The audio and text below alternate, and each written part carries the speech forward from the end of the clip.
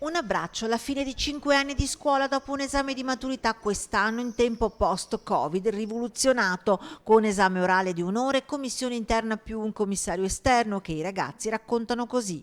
L'esame è stato suddiviso in più parti, tra cui una parte di cittadinanza, delle proprie esperienze riguardanti all'alternanza scuola-lavoro e poi suddiviso nelle varie materie che sono uscite per l'indirizzo o per la classe. È stato come doveva essere, cioè un colloquio con i professori in cui si discutevano le varie materie. Un'ora intensa dove i giovani devono mostrare tutte le loro conoscenze e la capacità di collegare le materie vissuta da ognuno in maniera diversa. È stato stressante perché un'ora l'ho sentita, soprattutto verso la fine, con le ultime materie, è stato molto faticoso. Infatti quando ho finito mi è sembrato un'eternità. Per me è stato un lampo, un fulmine veramente.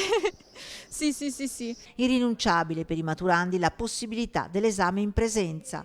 È stato importante averlo fatto in presenza o era forse meglio farlo online? No, assolutamente in presenza, cioè almeno concludere i 5 anni, concluderli bene, perché comunque l'anno non è stato concluso, almeno la maturità ho preferito farla in presenza assolutamente. Con presenza sicuramente, sicuramente, cioè, a parte che si evitano imprevisti, ma c'è contatto anche visivo, è un'altra cosa. Una rivoluzione anche da un punto di vista pratico. Gli istituti superiori si sono organizzati come liceo Lioi, distanze sociali rispettate, commissari a 2 metri di distanza e con mascherine, il candidato separato da una barriera in plexiglass, gel igienizzante, sanificazione e chi ha potuto ha creato accessi separati, misure che comunque hanno lasciato il segno. Un'esperienza forte, è rimasta la maturità quello che è, però è rimasta una maturità molto apatica, nel senso distanze, sicurezza, quindi a livello sanitario. E dopo le fatiche, come si conviene, E adesso si festeggia.